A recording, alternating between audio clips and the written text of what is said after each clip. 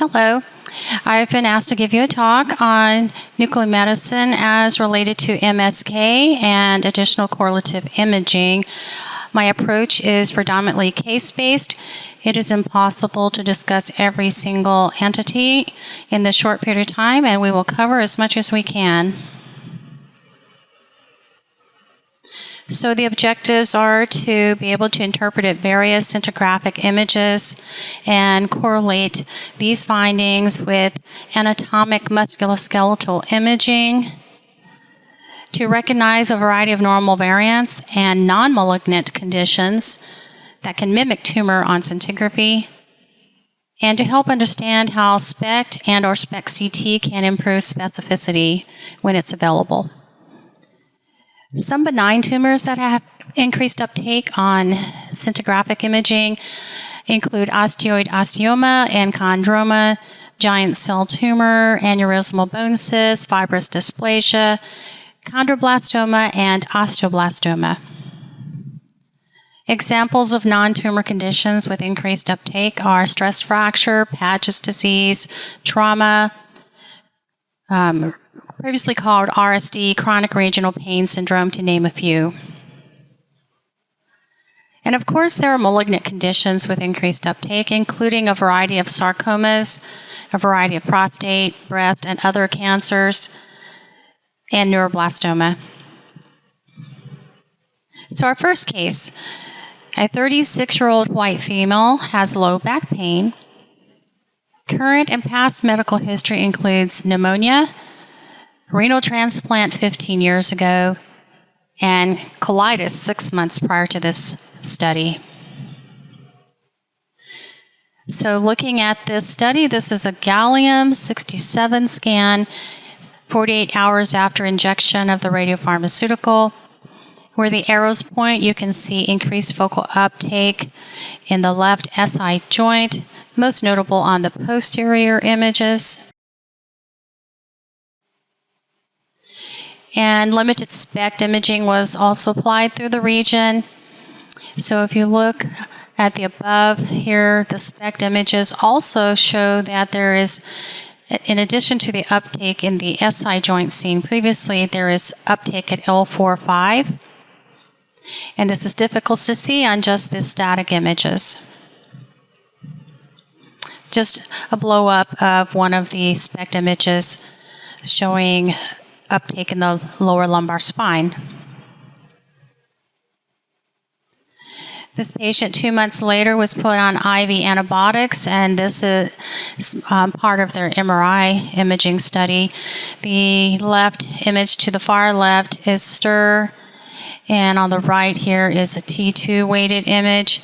You can see there is diskitis space loss at L4-5, and there's fluid anterior to L5, which was concerning for an abscess. The right-handed image is at the top is a T2 weighted image showing increased signal at the left SI joint where there was edema, and you can also see the transplant kidney here. The lower image on the right is a T1 weighted MRI slice showing decreased signal at that left SI joint. And then further imaging 7 months later, on the left here, you have a T1 weighted sagittal view of the lumbar spine with contrast, and you can see there is enhancement and further end plate changes compared to the prior study. These are selected views through the CT on the right. You can see there are erosive changes at L4-5 and left-sided sacral iliitis with fusion. So a question related to this: focal vertebral osteomyelitis, diskitis on gallium-67. The increased uptake that we saw previously was most likely secondary to, putting all these images I showed together. Is it artifact, diskitis, osteomyelitis, acute fracture, or degenerative change?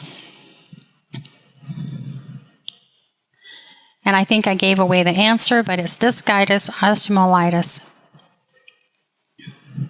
So on anatomic imaging, one of the earliest anatomic findings is soft tissue swelling and loss of normal fat planes.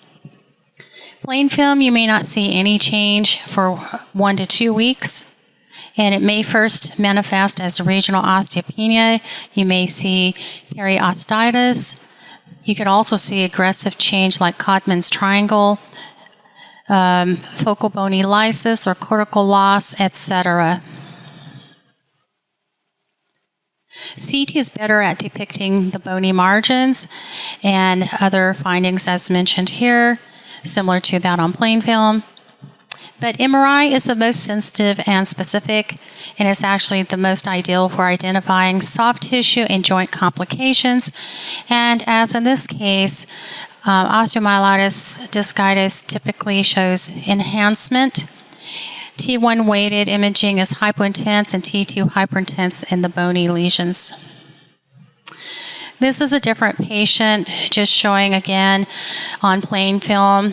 Findings of osteomyelitis may demonstrate lysis or erosive change on this far image on the left.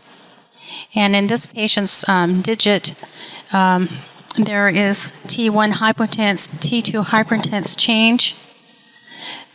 When contrast is administered, it would enhance. There's usually a wide zone of transition, and there may be an associated soft tissue component and periosteal reaction. So which radiopharmaceuticals can be utilized for evaluating this infectious process? We showed you a case of gallium-67, indium-111, or technetium-99m. Leukocytes can also be utilized. FDG is an excellent radiopharmaceutical for evaluating for possible infection. However, it is not currently reimbursed, and hopefully it will be in the future. When we're looking for diskitis with scintigraphy, the preferred, and historically the preferred radiopharmaceutical was gallium-67, which shows increased uptake as in the case I demonstrated. So if you look at bone scan, osteomyelitis typically has increased uptake. White blood cell imaging, there's usually an area of photopenia. That's because the normal tissue there is replaced with an infectious process. Current osteomyelitis approaches, in several cases, they may use a dual radiopharmaceutical, and particularly for violated bone or marrow, meaning the patient has diabetes, prior surgical intervention, or prior trauma to the region. If there is non-marrow containing skeleton, you typically can use leukocyte imaging along with bone scan. But if there is marrow containing skeleton, you can also use white blood cells and a marrow scan, which would be technetium-99m sulfur colloid.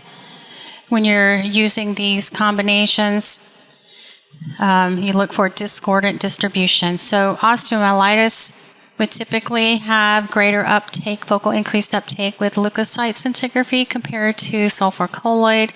Even the sulfur colloid may be photopenic on imaging because, again, that's replaced marrow. If there's no osteomyelitis, typically the marrow imaging also has increased uptake, meaning that it's reactive and not replaced. Here's an example of an infected hip prosthesis. We have selected anterior and posterior leukocyte scintigraphic views and marrow views with technetium-99m sulfur colloid. If you just focus here on the anterior, there's focal increased uptake with the white blood cell scan and photopenia on the marrow scan, meaning there is infection in the region. In general, for any type of infection, when you're comparing gallium to leukocyte imaging, the sensitivity is similar. White blood cell has greater specificity. During an acute process, white blood cell imaging is preferred. During a chronic process, gallium imaging is probably better. Next case. This is a 36-year-old male with a right knee pain. He's had no surgery to the region and no prior trauma. He has had a craniotomy 5 years ago. So we're looking at a whole body static bone scan with anterior and posterior views. So if you look in the skull region posteriorly, there's this rounded area of increased uptake. That is not an unusual finding in a patient who's had prior craniotomy. There's also focal uptake in the left acetabulum. There's also uptake in the right lower extremity involving the distal femur and proximal tibia, and it appears expanse out on the scintigraphic views.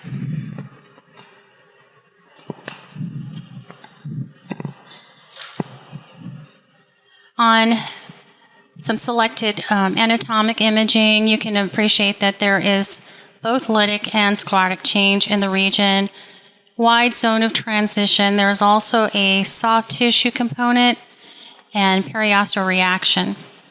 My question for this case is, given the findings presented, which is the most convincing that this is an aggressive process? Is it uptake on the bone scan on both sides of the knee? The uptake on the bone scan is intense. There is both an osteolytic and sclerotic pattern on anatomic imaging. You see evidence of Codman's triangle appearance. The answer is the Codman's triangle. In fact, this case was related to metastatic melanoma.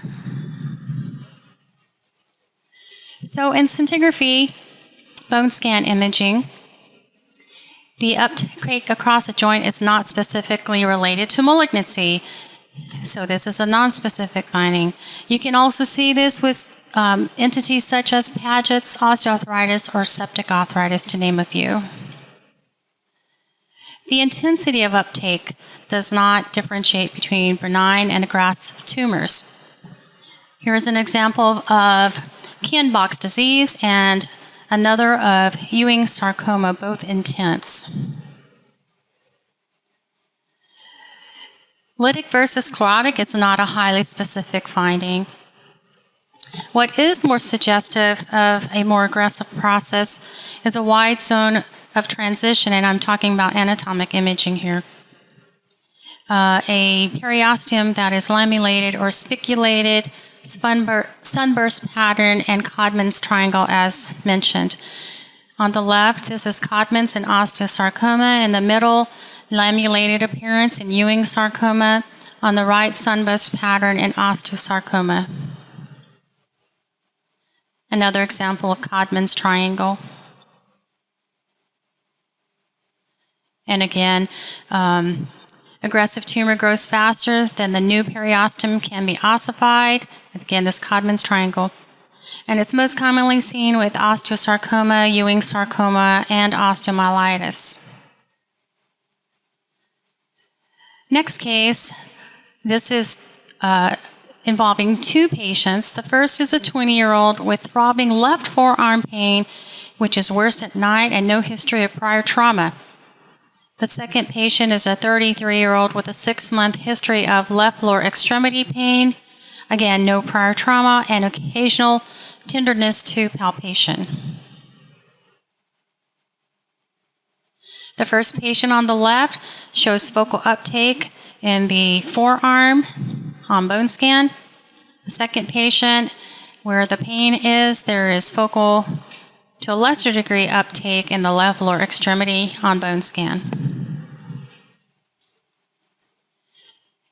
Anatomically, for this entity, you can see central lucency and peripheral sclerosis, a narrow zone of transition, and well-defined benign thick periosteal reaction.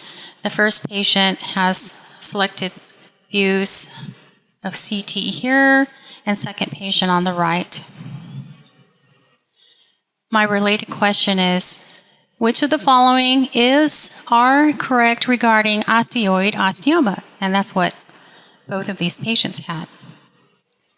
Is it a common benign tumor of the spine?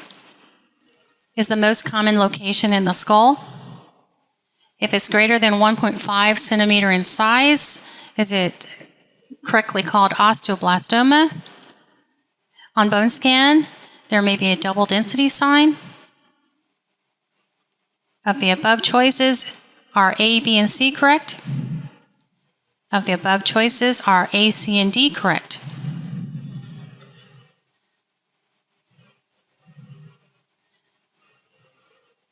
correct answer is A, C, and D. So the most common osteoid osteoma location is in the tibia or femur, and the skull is one of the least common locations. Osteoblastoma is less painful typically, may show progressive growth and malignant potential, may have less reactive surrounding sclerosis and the size dimension I mentioned before, and may be more expansile with some examples here on the right. On CT, osteoid osteoma usually has a low-density nidus with central mineralization and peripheral sclerosis. The MRI appearance is more variable, but the edema in the region may help you identify this entity. On bone scan, it's typically a well-defined focus of increased uptake, which is positive on all three phases of the bone scan. There is usually central intense focal uptake corresponding to the nidus and surrounding less intense uptake, another density, thus the term double density sign.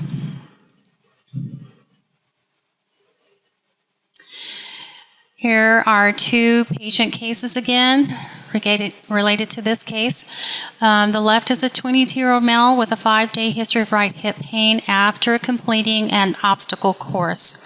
On the right, 21-year-old male, again with 5-day history of left hip pain, again after completing an obstacle course. The first patient images are on the left and the second patient on the right. The first row are selected static bone images through the area of interest, and the bottom are some selected SPECT imaging through the regions. So as you can see, both patients in one of their femoral necks they both have focal increased uptake. Patient planar imaging for both patients is in the top row. Both were negative. On MRI, the first patient on the left had a greater than 50% fatigue line, and the patient we mentioned on the right had complete fracture through the region.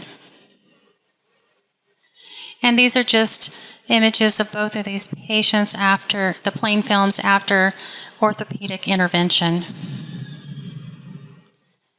My question related to these cases, adding SPECT confers A, increased spatial resolution, increased contrast to noise ratio, really no advantage without CT, or SPECT has no role in this case.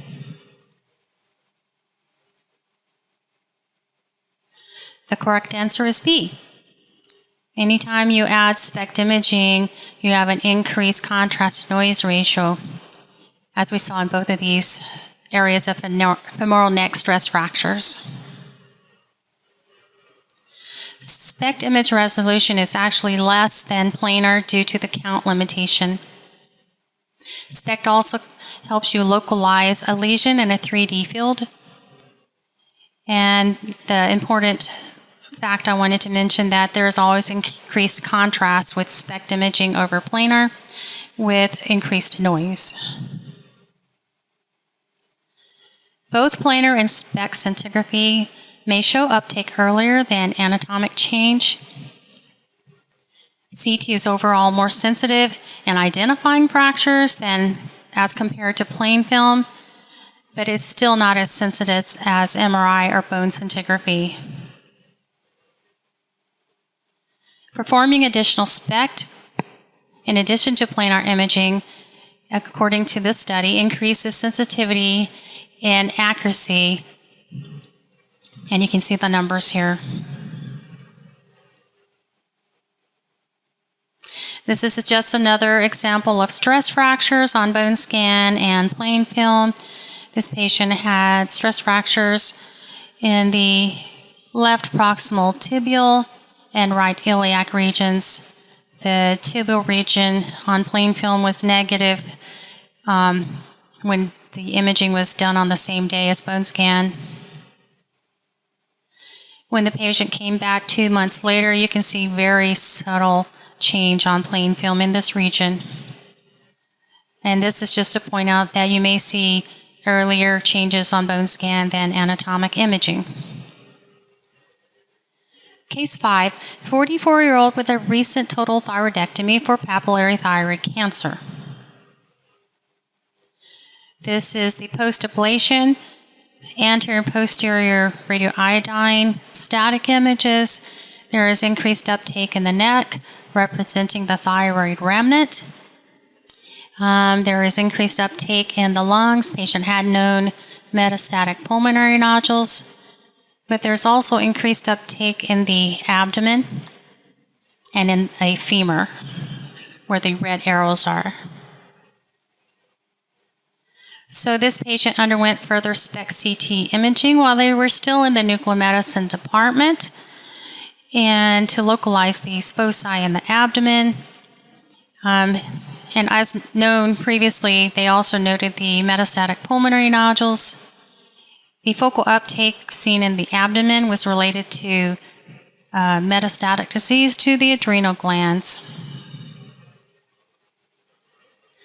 Also noted with SPECT CT was a metastatic bony focus in the iliac bone, and also metastatic focus in the right femoral neck, which was not appreciated on the static images. So SPECT CT in this case picked up a greater degree of metastatic disease. So how does adding hybrid SPECT CT aid interpretation, and in our particular case, a patient with thyroid cancer? Better prognosis establishment? Does it help allow cross-sectional imaging and registration of foci? Really no advantage?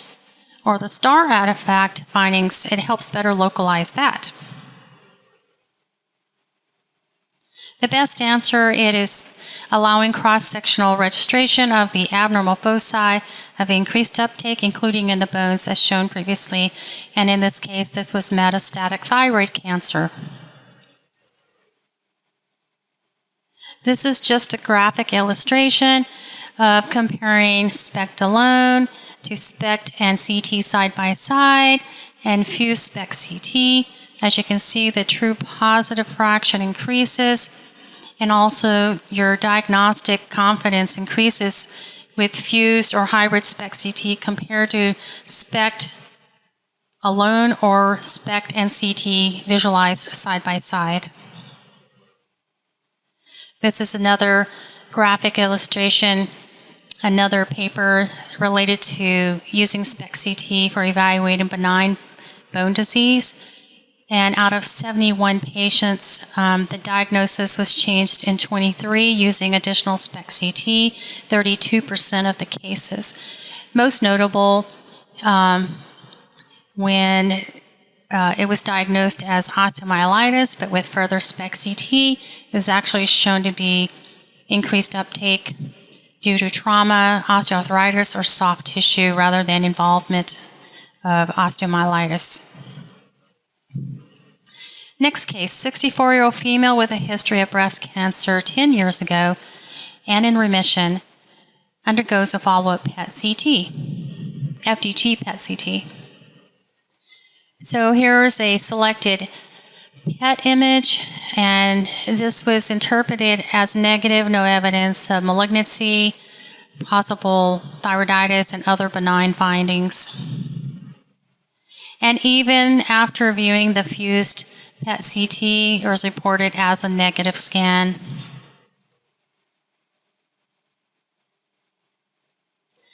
A CT of the chest was then performed on the same day, and it was noted that at the shoulders there were irregular serpiginous borders with peripheral sclerosis, particularly involving the right humeral head, and there was also some flattening in this region. So in retrospect, there was actually mild uptake in both of these regions on the FDG PET CT, greater on the right. So this was originally discounted as degenerative uptake. So given the CT findings in the humeral heads in this case and the pattern of FDG uptake, what is this most consistent with? Avascular necrosis, bone metastases, osteoarthritis, or bone infarcts? Correct answer is AVN. So remember, this is a breast cancer patient who was previously treated and in remission for several years. There was no evidence of metastatic disease anywhere on the PET CT. So the most logical choice was AVN. Keep in mind there is a higher risk of AVN development in cancer patients no matter what type of treatment they have received. Anatomic patterns of AVN include microfractures which accumulate in dead bone, increase in density with subchondral lucency in the epiphysis, the crescent sign on plain film, collapse of articular surface, and subchondral linear area of lucency. On MRI, you may see a double line sign, which is an inner high signal line representing granulation tissue, and an outer low signal line representing sclerotic bone. And this is actually very similar to what you see on bone scan. You'll have an area of increased uptake with an adjacent area of lower degree of uptake. Regarding bone metastases, on MRI there's typically T1 hypointense signal representing replaced marrow and enhances with contrast. This is a bone scan showing bone metastases, and I don't think this needs any further explanation. Osteoarthritis, anatomic imaging may show osteophytes, joint space narrowing, and subchondrosarcoma. And there can be focal uptake in these regions on bone scan in the typical locations of the shoulders and knees, for example, in this case. Bone infarct. This may have similar findings anatomically as with AVN, but is typically located in the diaphysis or metaphysis rather than at the epiphysis. So on MRI, you may have T1 low signal, and you may see serpiginous borders with central high signal. And these areas on MRI may correspond to these subtle areas of increased uptake on this bone scan.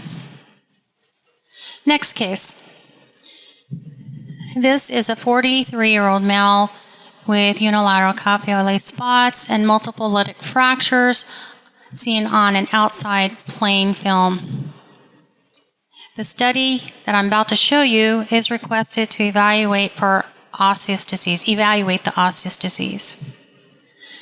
So again, this is a whole body bone scan demonstrating polyostotic fibrous dysplasia. So we have our anterior and posterior whole body static views here, and all these arrows pointing to these areas of fibrous dysplasia involvement, and some spot images here on your right.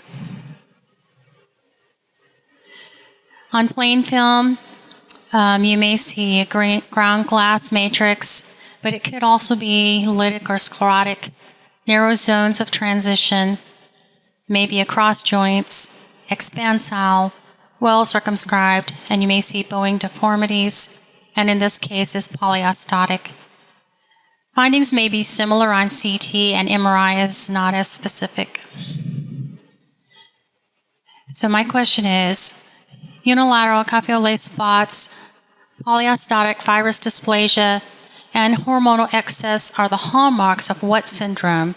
These are your choices. Correct answer is McCune-Albright. So 2/3 of these patients present before the age of 10. The most common sites of osseous involvement are the femurs, the tibia, and the pelvis. Next case. 62-year-old with left wrist pain, does not have a history of prior trauma or surgery to the region. Again, we have a whole body bone scan, anterior and posterior views. The images on the left are of lower intensity compared to the right. And where the arrows point, you can see increased uptake in the left distal radius with a peripheral pattern of increased uptake and a central low uptake. Just blew up the image here so you can appreciate that a little better. Just some further imaging of this patient. So on anatomic imaging, this finding, this entity, is typically lytic with a wide zone of transition involving the metaphysis, epiphysis. It may be eccentric, expansile, well-defined, may have a few areas of cortical breakthrough, as in this case. On MRI, you may see heterogeneous enhancement and cystic fluid levels. My question is, which of the following statements regarding imaging of giant cell tumor or GCT is most correct? Uptake on bone scan is typically intense, and since this is highly specific, no further imaging is needed to make the diagnosis. On plain film, GCT is typically sclerotic and eccentrically located. GCT is not prone to recurrence. If they do metastasize, it is typically to other bones. MRI is the best imaging modality for GCT.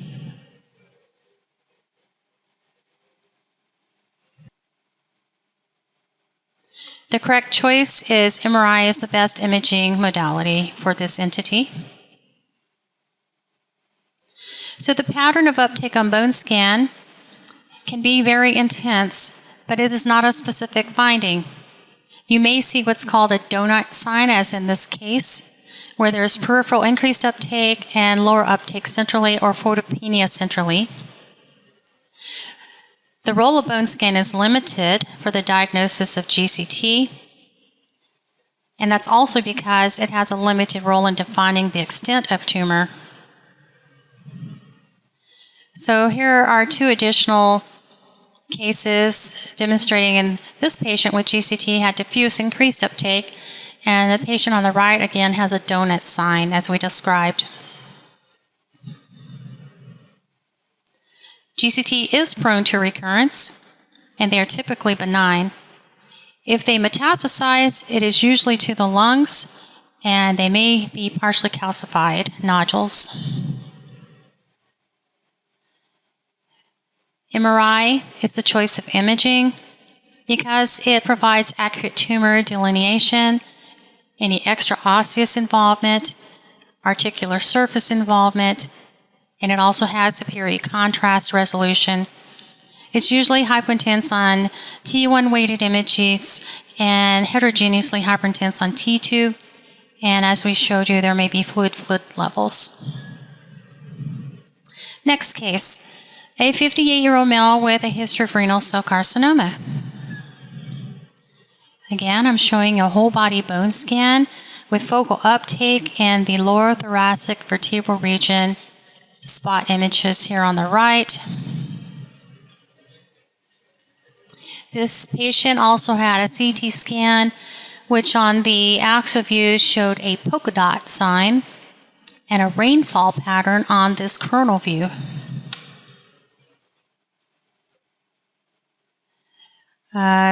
These are different patients, but the case I showed you here is on the left.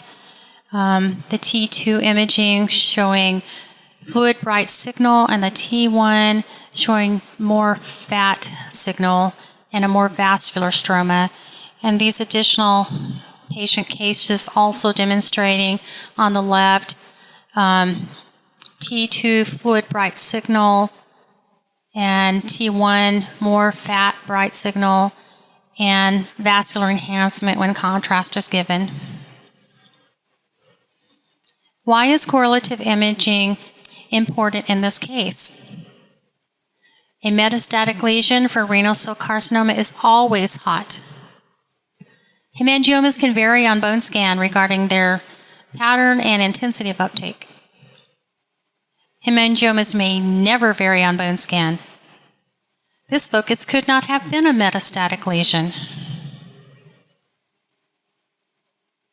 Correct answer is hemangiomas can have a variable pattern of uptake on bone scan.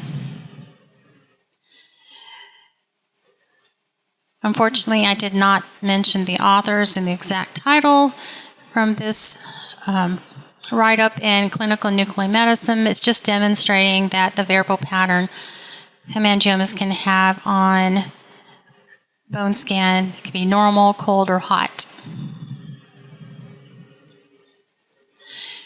I believe this is the last case. A 30-year-old female has a history of rubbery soft tissue nodules along the wrists and legs, and also right-sided hip pain. The patient presents for her annual imaging. Again, we have a whole body bone scan showing multiple, somewhat irregular pattern of uptake in the left lower extremity and intense uptake here in the pelvis. Also note that there's some bowing of the left tibia and a unilateral distribution of the abnormal focal uptake. This entity on anatomic imaging can be lytic with a rings and arcs pattern of calcifications or chondroid matrix, narrow zone of transition. And in this image here, it's unilateral in the pelvis and extremity.